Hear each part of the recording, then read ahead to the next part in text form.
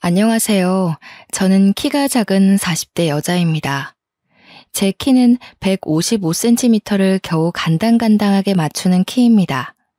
우리 어머니도 키가 작은 편이라 저도 어릴 때부터 키가 작을 것이라고 예상하긴 했었는데 이 정도로 안 클 줄은 몰랐다고 하시더라고요.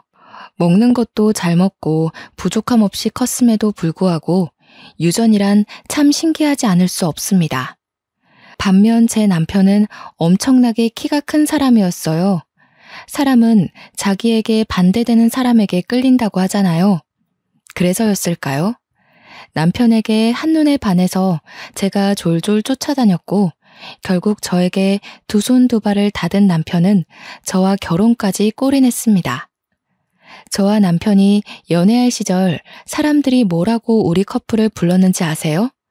바로 고목나무와 붙은 매미였습니다.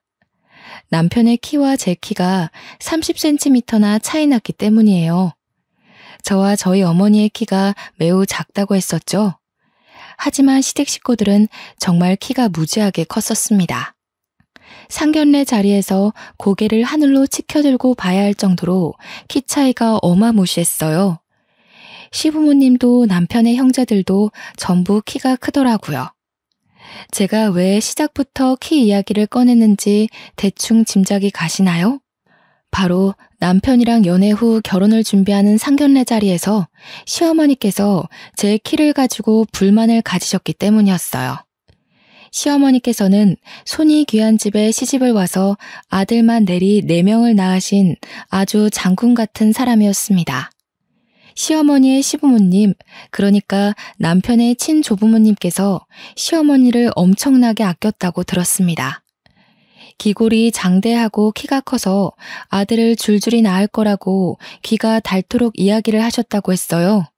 그러면서 상견례 자리에서 저에게 한마디 하시더라고요. 사돈댁은 딸만 둘이라지요? 예, 제가 딸만 둘을 낳았습니다. 그런데 무슨 문제라도. 아닙니다. 문제는 없죠. 단지 사돈이 키가 작아서 딸만 줄줄이 낳은 것 같아서 하는 말이죠. 우리 집은 손이 귀한 집안이라 아들을 낳아야 하는데 워낙 며느리들 아이가 키가 작아서 가능할지 모르겠네요. 키랑 자식 성별이 상관이 있나요? 우리 시부모님께서 키가 크고 기골이 장대한 여자가 아들을 낳는다고 하셨거든요. 근데 우리 며느리들 아이도 160은커녕 150도 안 되어 보이니 아들을 낳을 수 있으려나? 사돈, 무슨 말씀이 그러십니까? 세상에 여자 키로 아들, 딸 가르는 법이 어디 있습니까? 우리 딸아이가 작긴 하지만 그건 자식들 성별과는 상관없다고 생각합니다. 그런데 보세요. 저는 키가 커서 아들만 넷이고 키가 작은 사돈은 딸만 둘이잖아요. 아들 없어서 말년이 든든하진 않으시겠어요? 저희 어머니는 화가 나셨는지 찬물을 벌컥벌컥 들이키셨습니다. 하지만 상견례 자리가 자리이니만큼 소란스럽게 굴진 않으셨어요. 다만 상견례가 끝나고 집으로 돌아오는 차 안에서 이 결혼을 꼭 해야겠느냐 하시며 물어보셨습니다. 사실 저는 어머니께서 제가 어릴 때 이혼하셨던 터라 아버지가 없이 컸거든요. 가뜩이나 신경 쓰일 게 많은데 시어머니께서 계속 아들, 우리 아들 하시니 걱정이 이만저만이 아니셨나 봅니다. 저도 솔직히 시어머니께서 상견례 자리에서 저런 이야기를 꺼내실 줄은 상상도 못했던지라 조금 걱정이 되긴 했고요. 아무래도 나는 영 찝찝하다. 네가 어디가 모자란 것도 아니고 키는 뭐 큰 애들은 크고 작은 애들은 작은 거지. 그게 마음대로 됐으면 무슨 세상에 키 작은 사람이 어딨어? 아휴, 엄마 너무 신경 쓰지 마. 내세울 게 그것뿐이신 분이라 그런가 봐. 어떻게 신경을 안 쓰니? 네가 그런 집으로 시집을 가겠다는데. 아주 그냥 아들 하는 꼴이 영 마음에 안 든다. 내가 엄마한테 2배로 더 잘할게요. 자식 이기는 부모 없다고 저희 어머니도 마지못해 알겠다고 하셨습니다. 그렇게 저와 남편은 결혼을 준비했고 성대하게 결혼식을 마쳤습니다. 남동생이 셋이나 있는 남편은 참 성실하고 지혜로운 사람이었습니다. 저런 시어머니 밑에서 우리 남편 같은 사람이 자랐다는 게 믿겨지지 않을 만큼이요. 신혼 첫날 밤, 시어머니께서 제게 전화를 하셨습니다. 저는 아무 생각 없이 반갑게 그 전화를 받았어요. 제가 먼저 전화드리려고 했는데 저희 이제 호텔 도착했어요. 내가 전화하기 전에 아무리 바빠도 너네가 먼저 했어야지. 내가 정말 하나하나 이렇게 신경을 써야 되겠니? 죄송해요. 결혼식 끝나고 정신이 너무 없었어요. 오늘이 좋은 날이니 여기서 그만 넘어가마. 우리 맏며느리가 키가 작아서 걱정이긴 하지만 우리 아들이 좋다고 난리를 치니 내가 좀 더 지켜볼 거야. 남편을 항상 하늘같이 섬기고 항상 복종하고 순종하며 살도록 하거라. 저는 부부는 평등한 관계라고 생각하며 살았거든요. 어머님의 그 말씀이 너무나도 어이없고 황당했지만 겉으로는 티내지 않으려고 노력했습니다. 겉으로 그런 척 못할 게 뭐가 있겠냐 하는 생각이 있었죠. 연애하며 지켜봐온 남편의 성격상 절대로 복종이니 순종이니 할 사람이 아니었거든요. 치열한 네 형제 간의 경쟁 속에서 가장 현명하고 지혜롭게 버텨온 사람이라 믿을 만했습니다. 전화를 끊고 누구냐고 묻는 남편의 질문에 저는 가림없이 전부 다 솔직하게 말했습니다. 어머님이셔. 내가 키가 작아서 걱정이라고 하시네? 정말 쓸데없는 미신이라고 생각해. 그냥 한 귀로 듣고 한 귀로 흘려. 그뿐만 아니라 나한테 항상 당신을 섬기고 복종하고 순종하며 살으라네. 부부는 평등한 관계지. 당신이 무조건 나한테 맞출 필요 없어. 그러니까 그냥 앞에선 내내 장단 맞추고 우리는 알아서 잘 살자. 제가 원하던 대로 대답해주는 남편에게 뽀뽀를 한 뒤 저희는 신혼 첫날 밤을 보냈습니다. 그렇게 신혼여행을 즐겁게 마치고 양가에 인사를 드리러 간 날 저는 또 한 번 기함을 토하고 말았죠. 친정에서는 어머니께서 상다리가 부러지게 밥을 차려주시고 혹여라도 저희가 피곤할까 이것저것 하나하나 신경을 써주셨어요. 남편도 몸둘 바를 모르겠다면서 어머니께 진심으로 감사 인사를 했고요. 저는 그런 남편과 저희 어머니를 보면서 가슴 한켠에 차오르는 뿌듯함을 숨길 수가 없더라고요. 이런 게 바로 가족이고 화합이지 하는 생각이 들었습니다. 남편 없이 혼자 고생하며 저를 키우셨던 어머니께서 든든한 사위를 맞이한 것 같다면서 매우 기뻐하셨거든요. 그렇게 분위기 좋은 상태로 시댁에 갔는데 시댁의 분위기는 심상치 않았습니다. 제가 도착하자마자 일단 절부터 하라고 하시더니 앉아서 덕담을 가장한 무리한 요구를 하셨어요. 다른 건 필요 없다. 우리 집안은 손이 귀한 집안이니 아들을 낳거라.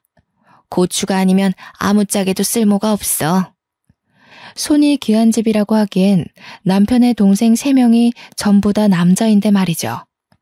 워낙 남아선호 사상이 큰 집안인 건 알고 있었지만 신혼여행을 마치고 돌아오자마자 아들 타령하시는 게 솔직히 너무 부담스러웠습니다. 제가 어떤 대답을 해야 할지 몰라서 우물쭈물하고 있자 남편이 옆에서 심드렁하게 대꾸를 대신 해주었습니다. 나는 딸 낳고 싶은데 형제들만 있다 보니까 애교 있는 딸 낳아서 예쁘게 키우면 그것도 너무 행복할 것 같네. 그러자 시어머니께서 노발대발 난리가 난 거예요. 시아버지가 큼큼 하시면서 말을 아끼시는데 시어머니께서 저에게 화를 내시더라고요. 우리 아들을 어떻게 구워 삶았길래 장손 입에서 딸을 담아? 딸을 낳더라도 무조건 아들 낳고 낳아. 아니, 그게 무슨 내가 아들 낳고 딸 낳을게요 하면 그렇게 나오나? 내가 아들 씨를 줘야 아들이 나오는 거지. 남편은 이죽거리면서 대꾸했습니다. 틀린 말이 하나도 없었기에 시어머니께서도 부글부글 끓어오르는 마음을 꾹 삼키시는 게 보였습니다. 저는 속으로 너무 통쾌해서 소리를 지르고 싶은 심정이었고요. 둘째, 셋째 막내 도련님도 저에게 인사를 하시더라고요. 막내 도련님은 정말 막내답게 큰 형을 잘 따랐었는지 저에게 너무나도 살갑게 대해주셨습니다. 신혼여행에서 재미는 있었는지 형이랑 어떻게 알게 되었는지 정말 첫사랑 이야기를 해달라고 조르는 여고생처럼 찰싹 달라붙어서 이것저것 물어보시더라고요. 저는 막내 도련님에게 알게 모르게 정이 쓱 들었습니다. 이 집안에서 왠지 제 편을 들어줄 사람은 남편과 막내 도련님 뿐이겠구나 하는 생각이 들었기 때문이었어요. 정말 제 생각처럼 둘째, 셋째 도련님은 저에게 시큰둥해하면서 약간 비협조적이더라고요. 시어머니의 말씀대로 아들이 최고지 하는 사상을 가지고 있는 것 같았습니다. 제가 무슨 말을 걸어도 퉁명스럽게 네네 하고 대답하는 게 전부였고 대화를 이어가려고 노력하지 않았어요. 제가 조금 의기소침해져 있자 막내 도련님이 제게로 슬쩍 다가와서는 숨겨진 이야기를 해주었습니다. 사실은 저희 부모님께서 첫째 형님께 재산의 반을 물려주겠다고 선포를 해두어서 저래요. 배알이 꿀려서 형수님께 괜히 핀잔 드는 거예요. 남아 선호 사상이 워낙 크고 첫째 아들에 대한 집착이 남다르다는 것을 애초에 느끼긴 했지만 재산의 반을 준다는 소리는 처음 듣는 소리라 조금 놀랐습니다. 시댁이 원래 살던 시골 동네 일대의 땅을 전부 가지고 있다는 이야기는 남편에게 미리 들어서 알고 있었거든요. 그것의 반이 우리 남편에게 온다고 생각하니 속물이라 생각하셔도 할 말 없을 정도로 기대가 조금 되긴 하더라고요.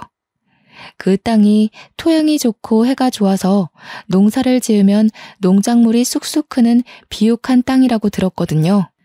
물론 재산의 반을 받기로 했다는 우리 남편은 정작 별 생각 없어 보이긴 했지만요. 남편은 농사와는 거리가 먼 사람이었습니다. 공장 기술 관리직으로 일하고 있었고 그 자격증을 따기 위해 20대 초반부터 죽어라 공부했다는 걸 알고 있었거든요. 몇 번의 고백 끝에 얻어낸 자격증이라 자기 일에 자부심도 있었고요.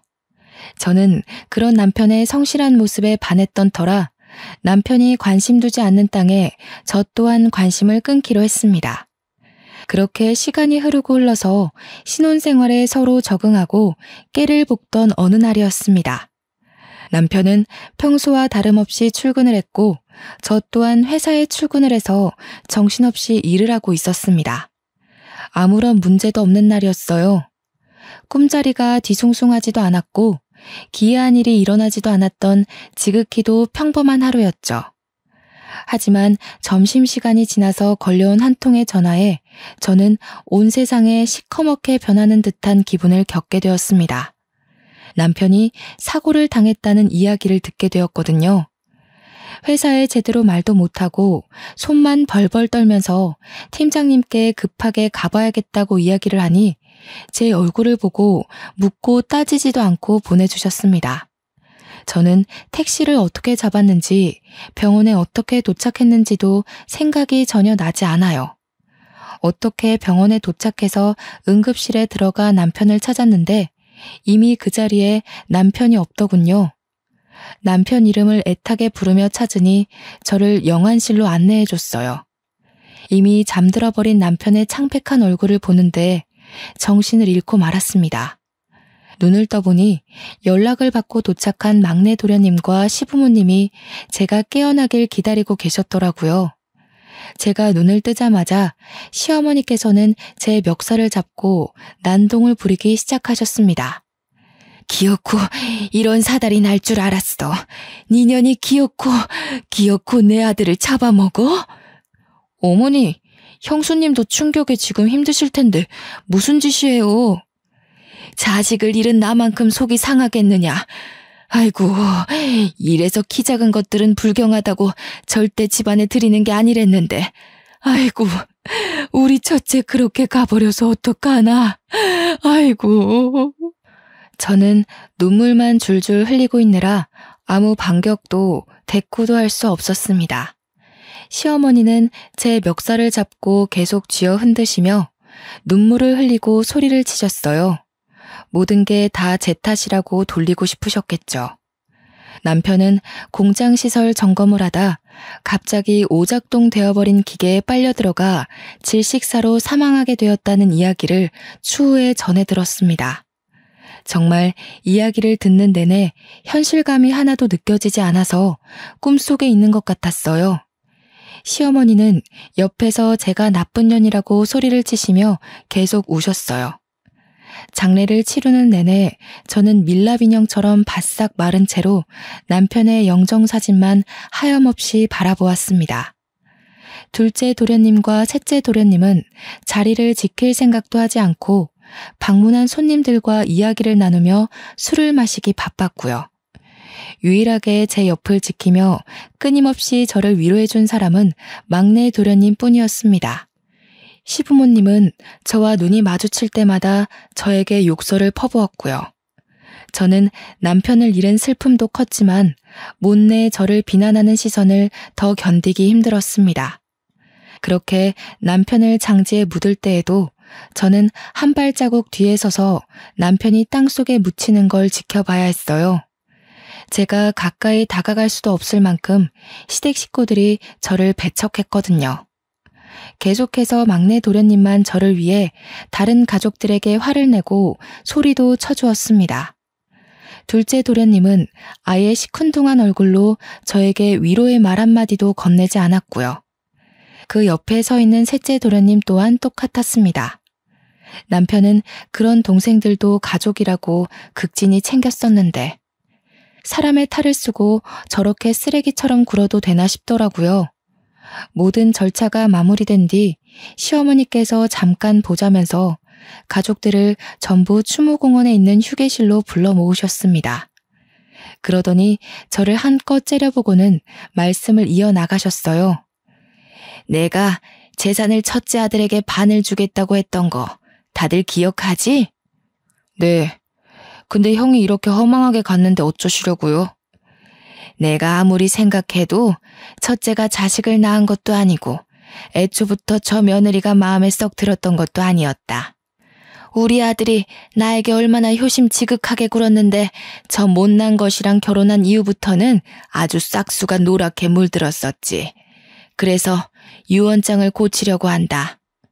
그럼 우리 몫이 좀 늘어나나?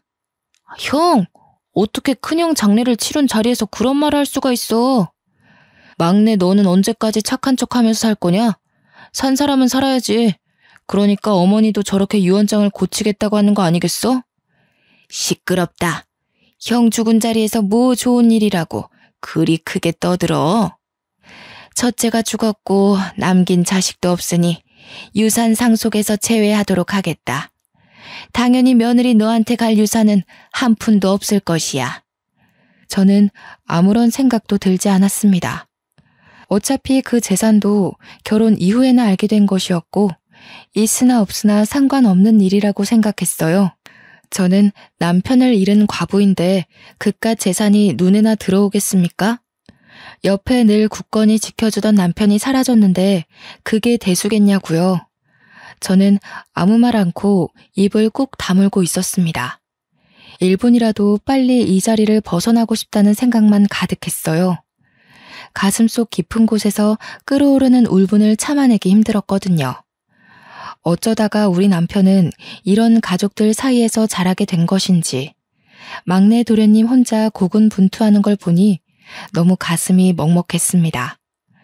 동생들을 알뜰살뜰 챙기던 남편이고 시부모님에게 더없이 효도하던 착한 아들이었는데 마지막 가는 길에서 고작 한다는 소리가 재산 이야기라니.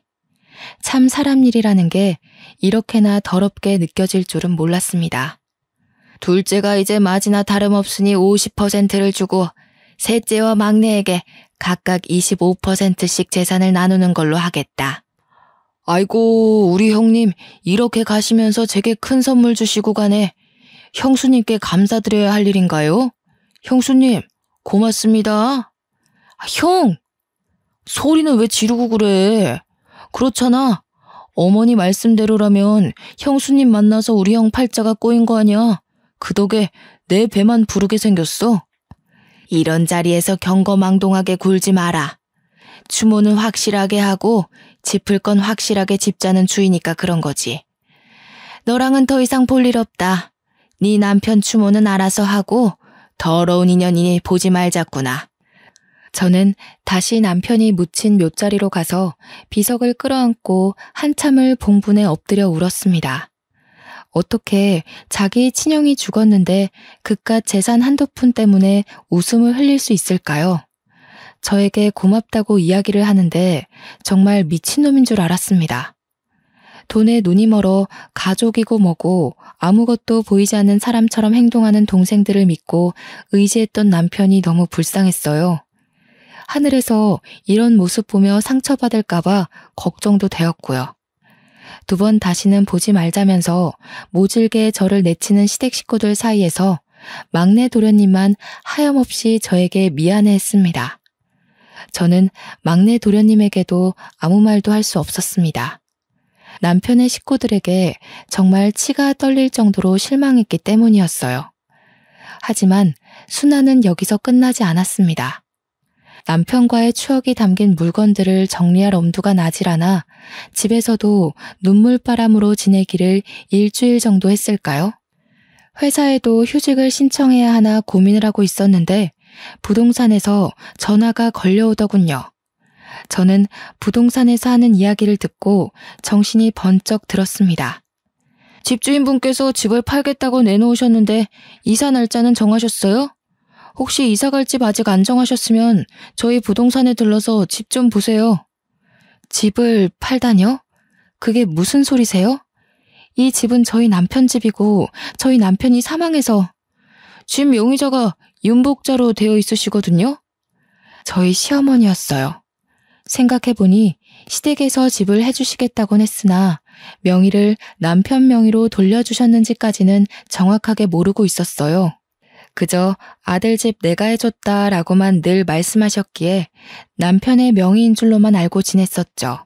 시어머니께서는 본인 명의의 집을 저희에게 빌려주신 것이었고 남편이 사망하자 집을 팔아버리신 거예요. 혹여라도 제가 그 재산을 갈취할까봐 한 푼도 주고 싶지 않은 마음에서 말이죠. 저는 결국 그 집에서 쫓겨나듯 나와야 했습니다. 제 집만 겨우 챙기고 앨범 몇 개만 챙겨서 말이에요. 불시에 들이닥친 부동산 사람들과 집을 보러 온 세입자들이 불편해한다는 이유로 시어머니께서 제게 퇴거 명령을 내리신 겁니다. 부동산 사람들 전화를 받게 한 것도 모자라 내용 증명까지 받게 되니 정말 너무 모질구나 하는 감정밖에 들지 않았습니다. 본인의 아들이자 제 남편이 죽었는데 일말의 감정도 없이 이렇게 일을 처리할 수 있을까 하는 생각이 들었어요. 정말 매일같이 저를 쫓아내고 싶어 했었구나 하는 생각밖에 들지 않았고요. 저는 결국 친정으로 돌아가게 되었습니다. 제 짐이 고작 큰 캐리어로 3개밖에 나오지 않더라고요. 남편의 물건들, 추억이 담긴 모든 것을 시어머니께서 강제로 빼앗아 버리셨거든요. 저에게 남편을 추억할 수 있는 물건이라고는 연애 때부터 함께 차곡차곡 쌓아갔던 앨범뿐이었습니다. 그래도 제가 부인이라는 이유로 남편의 회사에서 산재 처리로 지급된 보험금은 저에게 들어오더군요. 하지만 그 돈은 적금으로 묶어 한 푼도 사용하지 않기로 결심했습니다. 남편이 저에게 준 마지막 선물이니까요. 위로금이 넉넉할지라도 제 옆에 남편이 없다는 사실이 너무 개탄스러웠습니다. 친정 어머니께서도 제가 넋이 나가 집으로 돌아오자 저를 붙잡고 한참을 우셨습니다. 사위가 그립다면서 밥을 참 복스럽게 먹었었는데 이 반찬을 좋아했었는데 하시면서 있을 때 더 챙겨줄 걸 후회하시더라고요. 저는 그런 친정어머니의 마음에 다시 한번 눈물을 흘렸습니다. 그 이후 제가 쫓겨났다는 사실을 뒤늦게 알게 된 막내 도련님이 저희 친정으로 저를 찾아왔어요. 형수님, 제가 형수님께 죄송해서 어쩌죠? 막내 도련님께서 제게 왜 미안해하세요? 유일하게 저를 챙겨주고 위로해주신 분인데 저 꿋꿋하게 잘 견뎌낼게요. 나중에 혹여라도 제가 재산을 받게 되면 꼭 나눠드릴게요. 괜찮아요. 제가 그 돈을 무슨 면목으로 받아 챙기나요? 애초에 돈 때문에 한 결혼도 아니었어요. 그 돈을 욕심내본 적도 없고요. 그저 도련님만큼은 꼭 행복하게 사셔요. 그래도 간간히 연락은 드려도 되죠? 그럼요. 제가 괜찮아지면 밖에 밥이라도 한 끼 먹어요. 그렇게 막내 도련님과는 연락을 하면서 지내게 되었습니다. 그 외에 시댁 식구들과는 일절 연락을 하지 않고 지냈고요. 물론 그쪽에서도 저에게 먼저 연락하는 일은 없었습니다. 한 가족이라고 생각하고 지냈었는데 이런 식으로 인연이 끊기니 참 우습더라고요. 그렇게 몇 개월이 지나고 막내 도련님에게 연락이 왔습니다. 결혼할 여자가 생겼는데 저에게 꼭 소개를 시켜주고 싶다는 내용의 연락이었어요. 저는 축하할 일이라고 생각했기에 흔쾌히 만날 약속을 잡았습니다. 막내 도련님이 결혼할 여자라며 저에게 인사를 시켜준 사람은 정말 너무 귀엽게 생긴 여자분이었어요. 저에게 이야기를 다 들었다면서 형님으로 모시고 싶다고 하길래 손사래를 쳤습니다. 그러자 막내 도련님께서 형수님은 영원히 자기의 형수님이라고 하더라고요. 형님이라고 부르고 싶어요. 이이가 얼마나 형님 칭찬을 했었는지 제가 질투가 다 날 정도였다니까요. 이제 가족이라는 인연의 끈도 끊어져 가는데 제가 그런 대우를 받아도 될지 모르겠어요. 무슨 소리를 하시는 거예요? 언제까지고 저의 큰 형님의 하나뿐인 가족이신데 그런 식으로 말씀하시면 섭섭합니다, 형수님. 늘 이렇게 마음 써줘서 너무 고맙습니다. 형님, 제가 아무리 그래도 마음 붙일 사람이 형님뿐인 것 같아요. 그러니까 저를 도와주신다 생각하시고 내치지 말아주셔요. 저는 그 고운 마음씨에 반했습니다. 끼리끼리 만난다고 둘째 도련님과 셋째 도련님은 결혼해서도 시댁에서 얼굴을 본 게 손에 꼽힐 정도였거든요. 하지만 결혼도 하기 전에 저를 찾아와 이렇게 인사까지 해주니 제가 얼마나 고마움을 느꼈겠어요? 따지고 보면 이제 가족이라 하기엔 너무 먼 사이인데도 불구하고요. 하지만 한 가지 걱정되는 부분이 있었습니다. 아담하고 귀여운 막내 동서의 키가 걱정이었어요. 아무래도 막내 도련님 또한 그 부분이 걱정인 것 같았습니다. 막내 동서의 키가 작으니 저와 같은 시집살이를 겪게 될까 무서웠던 거였겠죠.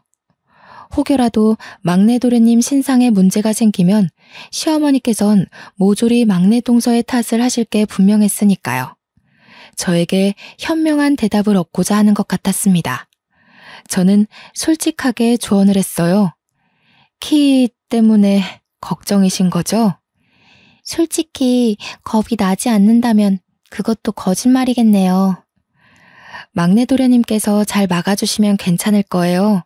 거기다가 맏며느리도 아니니 저보다 덜할 수도 있어요. 저는 막내 도련님과 동서의 결혼을 진심으로 축하해 주었습니다. 그리고 청첩장도 받았고요. 시댁 식구들을 마주치겠지만 축하하는 자리에 꼭 참석하고 싶어서 약속을 했습니다. 저는 꽤 많은 수모를 당했지만 막내 동서에게는 그런 일이 생기지 않기를 진심으로 기도했고요. 그렇게 막내 도련님의 결혼식장에 참석했습니다. 시댁 식구들은 제가 결혼식장에 나타나자 꽤나 당황한 모습을 했지만 저는 아랑곳하지 않았습니다. 신부 대기실에 가서도 진심으로 축하의 말을 전했고 일부러 시부모님과도 인사를 했습니다. 좋은 날 왜 나타나서 사람 기분을 흔들고 그래? 막내 도련님까지 장가 보내셔서 홀가분하시겠어요. 꼭 지 같은 거 데려와서는 마음에 드는 구석이 하나도 없어. 키로 구박 그만하시고요. 내 아들 잡아먹은 주제에 지금 우리 집안일에 간섭하는 게야?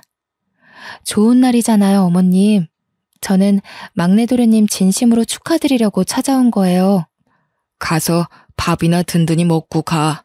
별일 없이 잘 지내지? 네, 그럼 들어가 보겠습니다. 시어머니께서는 끝까지 저에게 고운 시선을 보내주지 않으셨지만 시아버지는 그동안 많은 생각을 정리하셨는지 아무렇지 않게 저를 대해주셨습니다.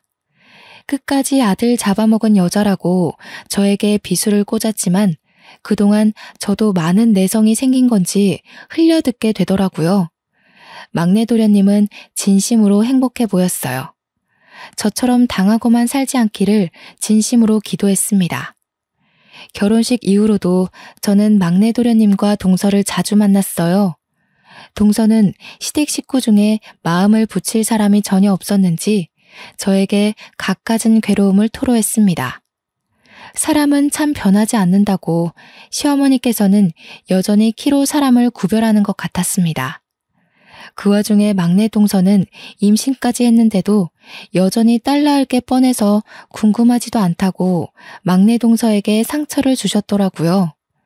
그러더니 시어머님께서 저에게 딱 말씀하시더라고요. 키가 작아서 아들 낳겠다고요. 남편이 화내지 않았으면 저 정말 심장이 터졌을지도 몰라요.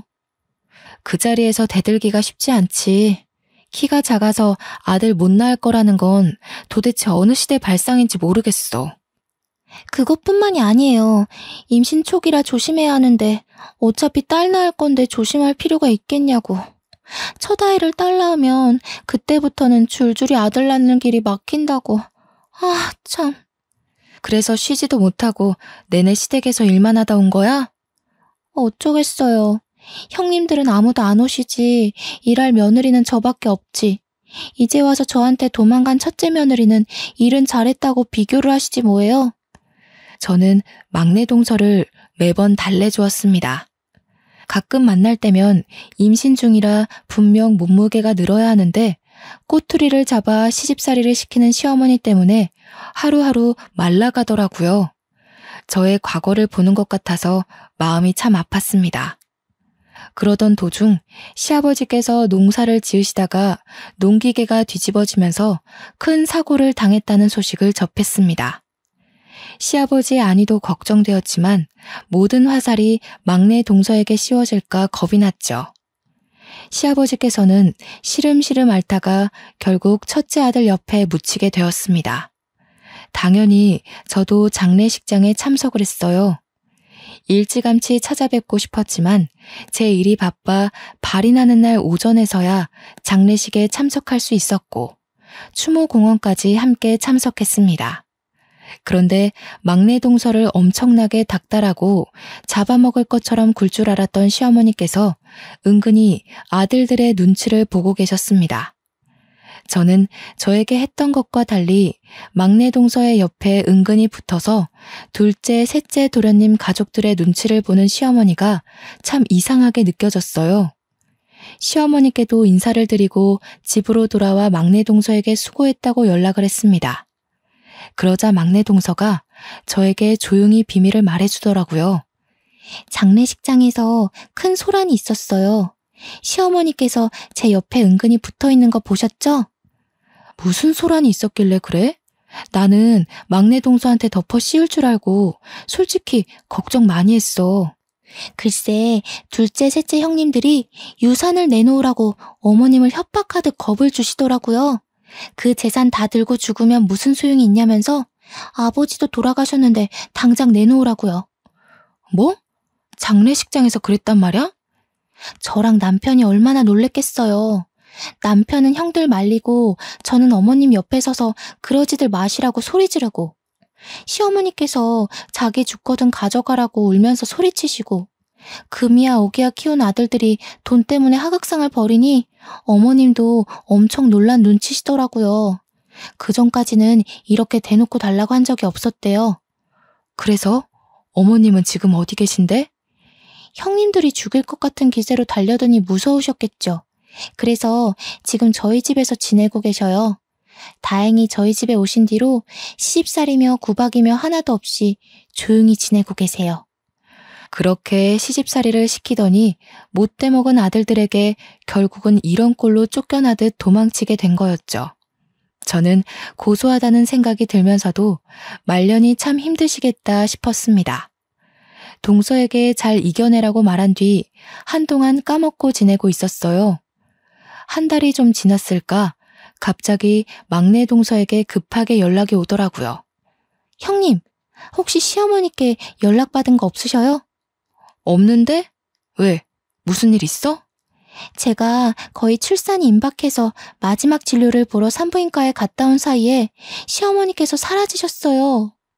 울면서 소리치는 동서가 걱정되어 저는 집에서 일을 하고 있다가 당장 동서네 집으로 달려갔습니다. 집은 난장판이고 경찰도 와 있더라고요. 경찰은 강도 사건으로 생각하고 조사를 하고 있다고 지문이며 발자국 같은 걸 채취하고 있었습니다. 엘리베이터 CCTV 화면에 복면을 쓴 남자 둘이 동서네 집 층에 내렸고 복도 CCTV에도 문을 열고 들어온 흔적이 남아 있었습니다. 동서는 울면서 경찰의 말에 성실하게 대답을 하고 있었어요. 저는 만삭인 동서에게 무리가 갈까봐 무척이나 걱정이 되었습니다. 아, 생각났어요. 저 집에 아이가 태어날 걸 생각해서 거실이랑 안방에 홈 CCTV를 며칠 전에 설치해뒀어요. 움직임을 감지하는 CCTV라 아마 찍힌 게 있을지도 모르겠어요. 동서는 헐레벌떡 컴퓨터를 켜서 녹화된 부분이 있는지 찾아보기 시작했어요. 그러자 파일 여러 개가 있더라고요.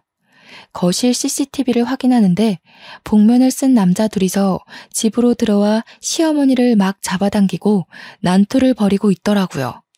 그 순간 시어머니께서 한 남자의 복면을 확 벗겨내는데 저는 정말 큰 충격을 받았습니다. 복면 밑에 숨겨진 얼굴이 둘째 도련님이었기 때문이었어요. 소식을 듣고 달려온 막내 도련님은 그 화면을 보고 화를 숨기지 못했고 경찰은 아는 사람인지 물어보았습니다. 동서는 수치심에 얼굴이 빨개져서 차마 가족이라고 말도 못하고 입을 꾹 다물길래 제가 대신 대답했어요. 둘째 도련님이네요. 그러니까 납치당한 시어머니의 둘째 아들이요. 경찰들도 모두 당황하더라고요. 결국 둘째 도련님의 차량이 수배되고 셋째 도련님까지 연관된 게 틀림없을 거라고 추적을 부탁드렸습니다. 나머지 복면을 쓴 한 명이 셋째 도련님이지 누구겠어요? 이틀을 꼬박 추적하고 저는 그동안 막내 동서의 옆에서 무리가 가지 않도록 자리를 지켰습니다. 경찰이 시어머니를 찾은 것 같다는 연락을 했고 저희는 한달음에 이름도 모를 야산으로 달려갔어요. 정말 아무것도 없는 동네 야산이라고 하기엔 꽤 큰 산속에서 시어머니가 발견되었습니다. 추위에 발가락은 다 동상을 입어서 당장 응급처치가 필요한 지경이었습니다. 추위를 피하려고 낙엽 속에 들어가 체온을 높이려고 했다는데 이 추운 겨울바람에 낙엽 속에 들어가봤자 땅이 꽁꽁 얼어있는데 무슨 소용이 있었겠습니까? 막내 동서는 그런 시어머니의 모습을 보자마자 울고불고 난리가 났고요. 시어머니께서도 불이 나게 찾아온 저와 막내 동서 그리고 막내 도련님을 보자마자 오열을 하셨습니다. 그깟 재산이 뭐라고 하시면서 우시는데 마음이 참 불편하더라고요. 시어머니께서는 병원에서 안정을 찾고 기본적인 검사를 마친 뒤 발가락 동상 치료를 받기로 했습니다. 경찰들도 입원실에 찾아와 시어머니께 진술을 받아갔고요. 결국 둘째 도련님과 셋째 도련님은 검찰로 넘겨지게 되었습니다. 뉴스에서도 얼마나 대대적인 보도를 하던지 주위 사람들이 도련님들 이야기인 걸 모를 수가 없겠더라고요. 당연히 살인미수로 두 사람 모두 재판에 넘겨지게 되었고 유산에 눈이 멀어 버린 짓이라는 게 밝혀졌습니다. 아이러니하게도 존속 살인미수로 인하여 유산을 받을 자격 또한 박탈되었고요. 나중에 와서 둘째, 셋째 도련님들의 처가댁에서 시어머니를 찾아와 빌고 또 빌었지만 시어머니께서는 절대 용서도 합의도 없다고 못 박으시더라고요. 그날의 일로 느낀 게 많았는지 출산하러 간 막내 동서 대신 어머님 옆을 지키고 있던 저에게 넌지시 이야기를 하시더라고요. 내가 참 인생을 헛똑똑이로 살았지 뭐냐. 솔직히 그동안 키 가지고 저나 막내 동서한테 너무 하시긴 했죠. 이제 와서 내가 반성할 마음이 드는구나. 내가 이 돈 다 가져가서 어디다 쓰겠니? 막내 아들네 다 주고 툴툴 털난다. 잘 생각하셨어요. 아이도 출산하러 갔는데 큰 보탬이 될 거예요. 내가 우째 걔네만 챙기겠니? 내가 너한테도 줘야지. 괜찮습니다, 어머님. 제가 그 돈 욕심나서 결혼한 것도 아니었고. 내가 너한테 모질게 굴었던 걸 이 돈으로 용서받고자 하는 게 아니다. 그냥 내 마음이 불편해서 그래. 우리 첫째 아들 몫이다 생각하고 받아두거라. 나중에 시어머니께 이야기를 들은 막내 도련님도 제게 그 돈을 꼭 받으라고 하더라고요. 결국 저는 유산 중 10억을 상속받게 되었습니다. 막내 동서는 떡두꺼비 같은 아들을 무사히 출산하였고요. 그제서야 시어머니께서는 고작 키 때문에 며느리들을 차별하고 모질게 굴었다며 저와 막내 동서에게 진심으로 사과를 하셨습니다. 지금은 막내 도련님 댁에서 떡두꺼비 같은 손자를 키우며 행복하게 지내시고 있고요.